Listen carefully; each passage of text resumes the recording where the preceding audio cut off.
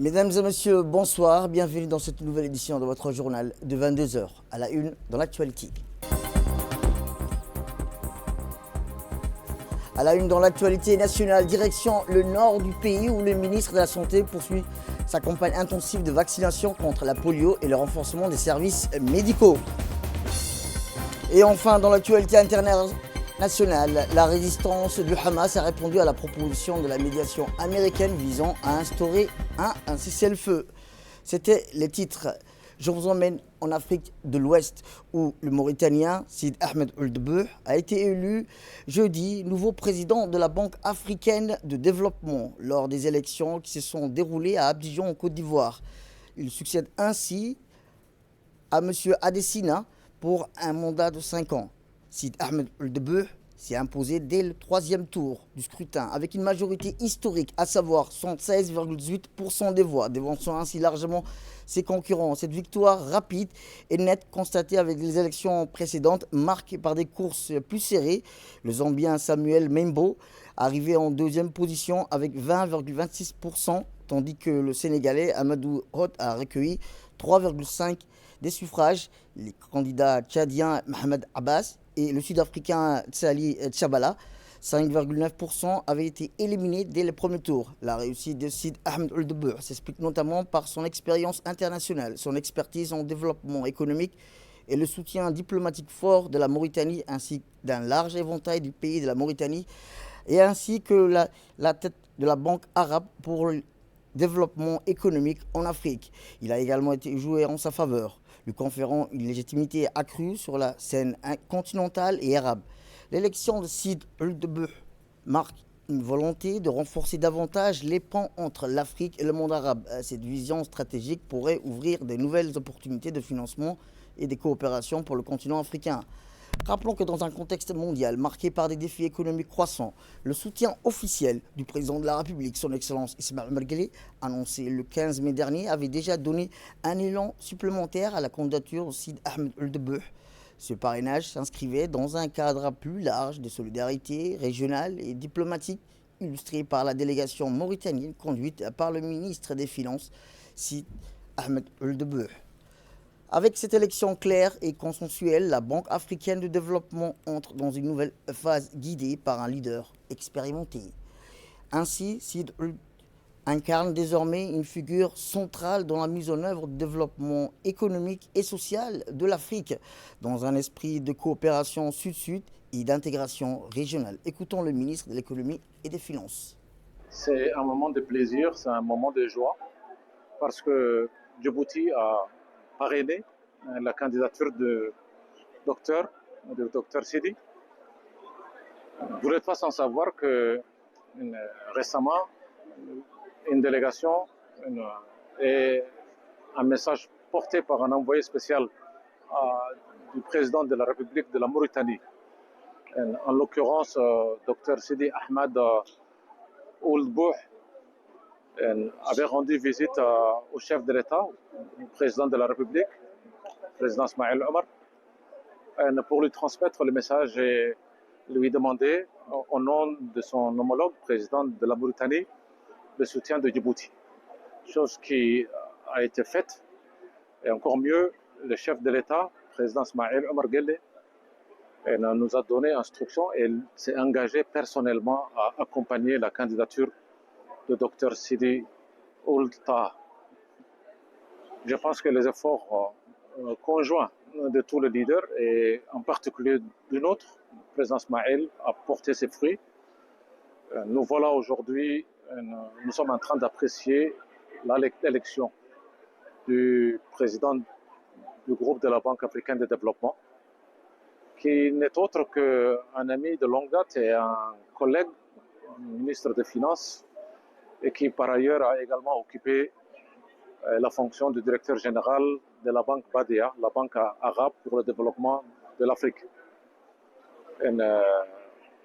Le président de la commission, notre frère, le président Mahmoud Ali Youssouf, et le nouveau président élu du groupe de la Banque mondiale ont également communiqué au téléphone, parce que ce sont les deux piliers, un politique et l'autre économique, du continent africain.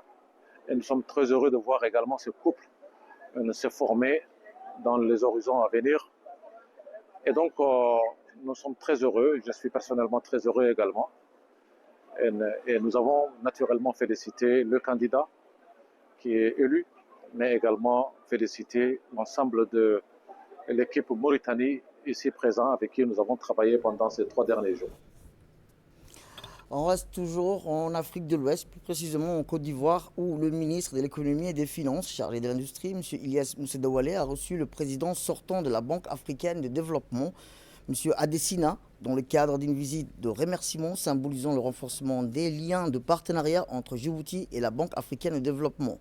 Lors de cette rencontre de travail axée sur les enjeux de l'économie et de la sécurité alimentaire, du climat, les deux personnalités ont échangé de manière approfondie sur plusieurs sujets stratégiques visant à assurer un développement durable et résilient pour Djibouti. Le ministre a exprimé sa gratitude pour le soutien constant de la Banque africaine de développement, soulignant l'importance du partenariat dans la réalisation des projets majeurs qui façonnent l'avenir du pays.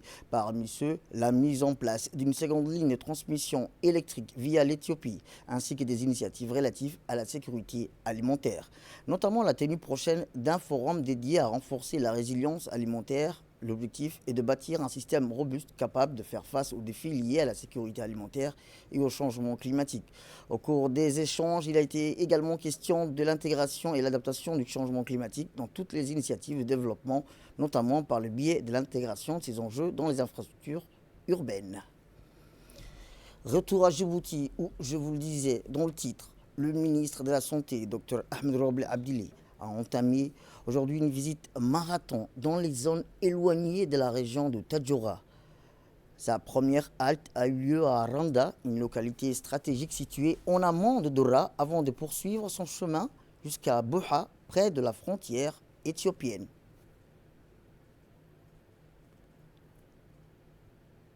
Arrivée par voie maritime dans la ville blanche de Tadjoura, la délégation a été accueillie par Mohamed Abbas, le préfet de la région de Tadjoura, le vice-président du conseil régional et président par intérim, et Dr Ibrahim Mohamed Dembio, directeur général de l'hôpital régional de Tadjoura.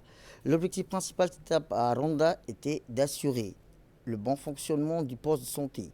Le ministre a eu des échanges fructueux avec l'équipe médicale et a rencontré la population locale. Ces discussions ont permis de recueillir les doléances des habitants et d'identifier les axes d'amélioration futurs pour les services. De son arrivée, le ministre et la délégation ont été accueillis chaleureusement par une foule nombreuse de longues routes menant au poste de santé. Devant la structure, ils ont été reçus par le préfet et le vice-président ainsi que le directeur général de l'hôpital régional de Tadjoura.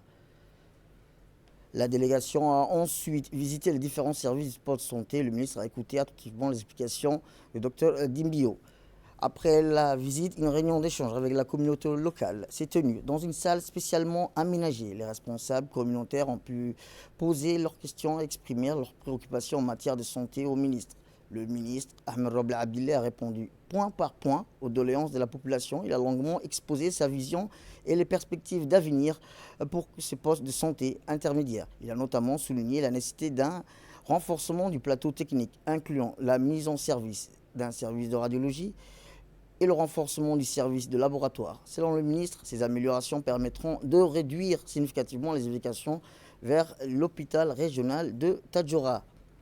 Rappelons que pour sa vision partagée avec toutes les localités visitées, le ministre a insisté sur le fait que dorénavant, les sages-femmes, infirmiers et laboratoires seront sélectionnés au sein de leurs localités respectives. Cette approche vise à solutionner durablement le problème de mobilité du personnel médical vers les grandes villes.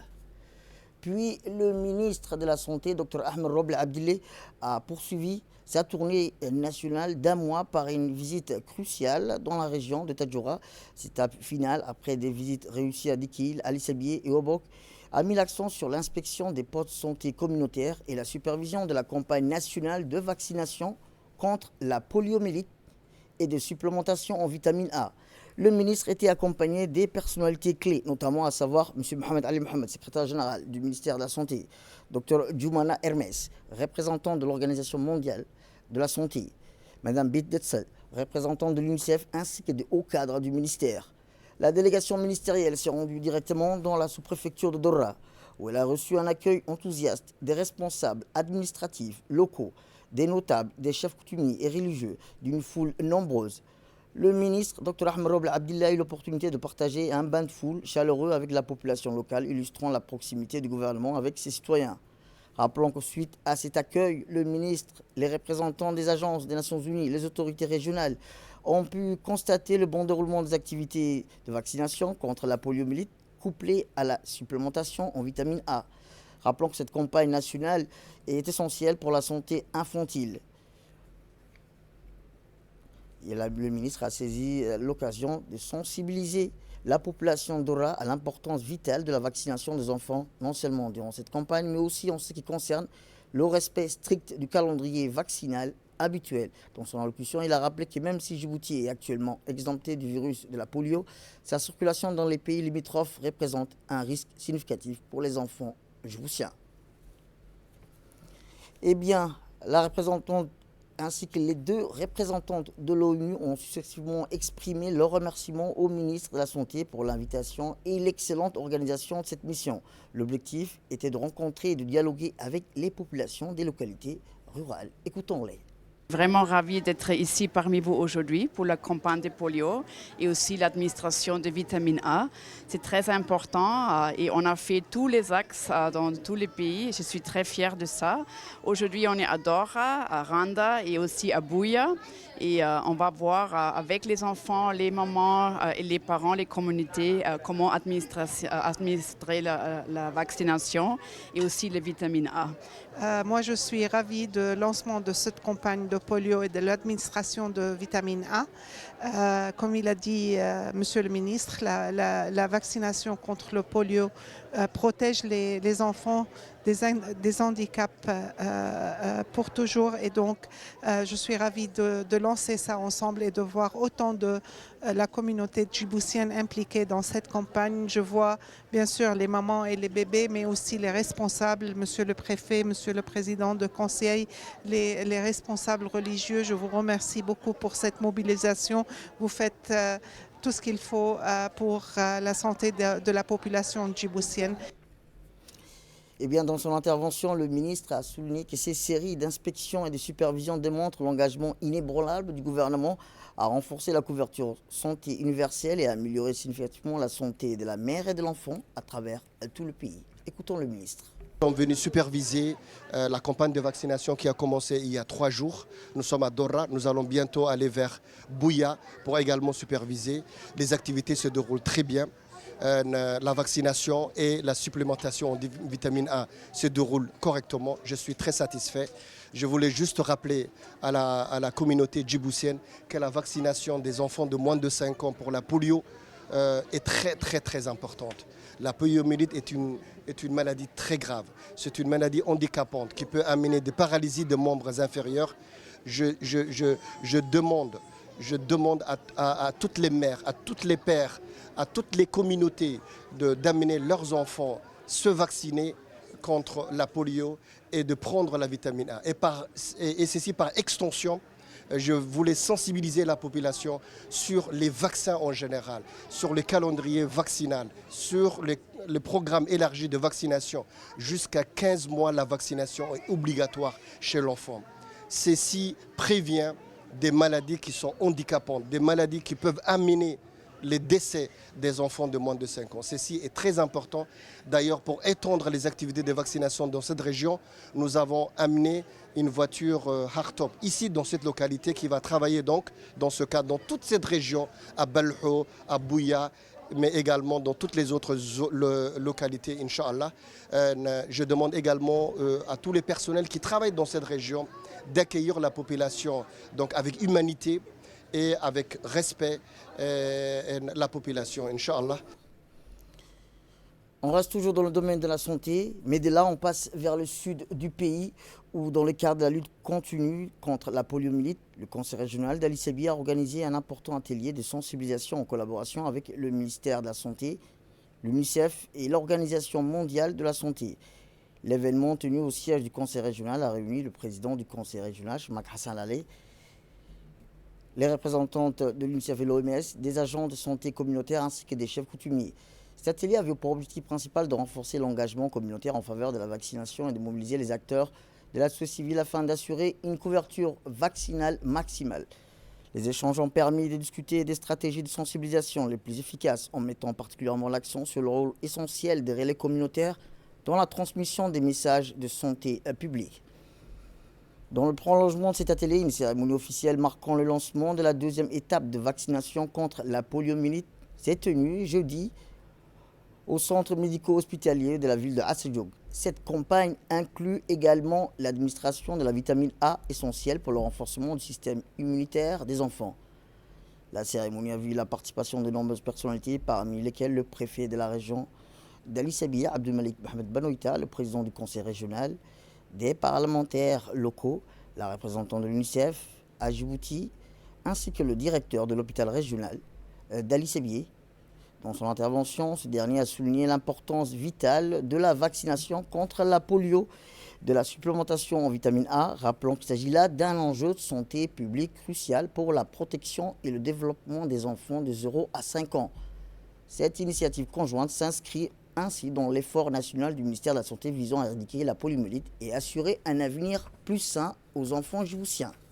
Monsieur aussi le président du conseil régional et toute l'équipe ici au centre de la santé.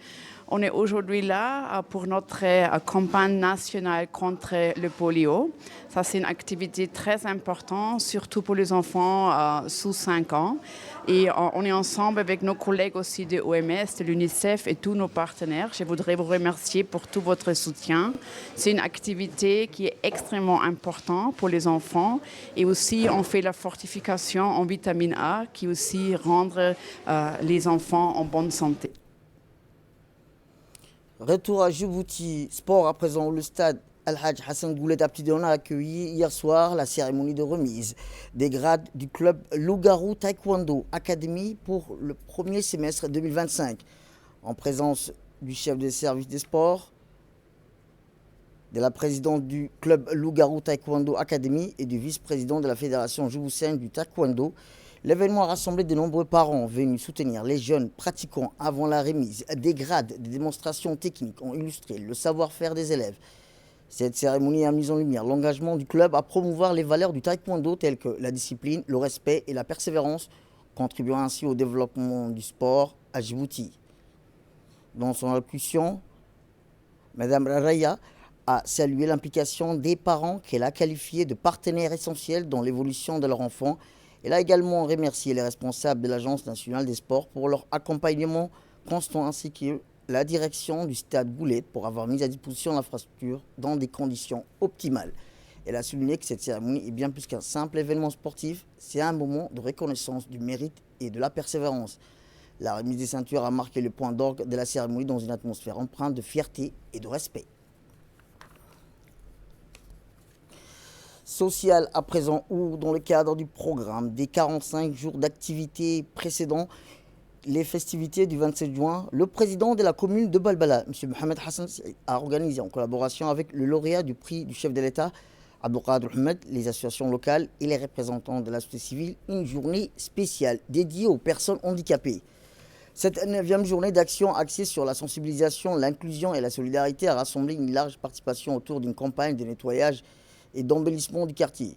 Les volontaires, parmi lesquels figuraient des personnes handicapées, ont uni leurs efforts pour nettoyer les rues, clôturer certains espaces et redonner vie à des lieux publics. Dans la commune de nous avoir assistés, associés dans ce programme et aussi à la société civile, à la jeunesse de ce quartier, à l'association des maisons, à la maison des associations de Balbala. Voilà, alhamdulillah. Merci beaucoup, Président. Nous sommes prêts à collaborer à tout moment avec vous, Inch'Allah. Et merci aussi au Président de la République de m'avoir fait confiance en tant que lauréat, d'être le porte-parole des handicapés dans le domaine des sports, Inch'Allah. Régional à présent, depuis le début de la saison estivale, la chaleur s'est installée sur la capitale avec une intensité inhabituelle. Hier vendredi, les températures ont atteint les 47 degrés Celsius à 14 h et jeudi 45,03 degrés Celsius selon les relevés de l'Agence météorologique nationale, marquant ainsi une entrée dans l'été particulièrement marquée. Ce samedi, le thermomètre reste élevé, confirmant une tendance observée. Dès la matinée, la chaleur s'installe tôt et persiste toute la journée, rendant l'atmosphère lourde, humide pour certains quartiers plus exposés. Face à cette situation, les autorités sanitaires recommandent de limiter les sorties aux heures les plus chaudes, de privilégier la consommation d'eau et d'accorder une attention particulière aux personnes vulnérables, à savoir les personnes âgées, jeunes enfants et malades chroniques. Les services météorologiques continuent de surveiller l'évolution de la situation et invitent la population à suivre régulièrement les bulletins officiels. En attendant des jours peut-être un peu plus cléments, chacun est invité à adopter des bons réflexes pour traverser cet été en persévérant sa santé et son bien-être. Je vous disais régional à présent où la mission des Nations Unies au Soudan a marqué la journée internationale des casques bleus par une cérémonie à Djouba. Ainsi, Our Magnum War a lancé un vibrant appel à la paix lors de la cérémonie. Cet élève de 10 ans a parlé avec son cœur au nom du peuple du Soudan, appelant les dirigeants de son pays et la communauté internationale à mettre fin au conflit, afin que les enfants aient la possibilité de réaliser leurs rêves comme ils les méritent. L'événement a rendu hommage au courage et à l'engagement de 18 000 soldats de la paix en uniforme et civils qui travaillent dans des conditions difficiles et parfois dangereuses pour soutenir les plus jeunes pays du monde dans son voyage du conflit à la paix. Une cérémonie de dépôt des gerbes et la mise en berne des drapeaux ont également permis de rendre hommage à ceux qui ont donné leur vie pour défendre cette cause. Les affrontements militaires et les conflits intercommunautaires continuent de servir dans certaines régions du pays. La mise en œuvre de l'accord de paix stagne et 9,3 millions de personnes ont besoin d'une aide humanitaire. Et dans l'actualité internationale, je vous le disais dans le titre, au 75e jour de la reprise des hostilités à Gaza, la résistance du Hamas a annoncé avoir remis sa réponse à la proposition du médiateur américain visant à instaurer un cessez-le-feu. Pendant ce temps, le ministère palestinien de la Santé a fait état de la mort de 60 Palestiniens dans plusieurs zones du territoire en l'espace de 24 heures à cause des bombardements israéliens. La résistance du Hamas a indiqué que cette réponse a été soumise après une série de consultations nationales, précisant qu'elle vise à garantir un cessez-le-feu durable, un retrait complet de la bande de Gaza et la garantie de la circulation de l'aide humanitaire à notre peuple, ont-ils indiqué la résistance du Hamas.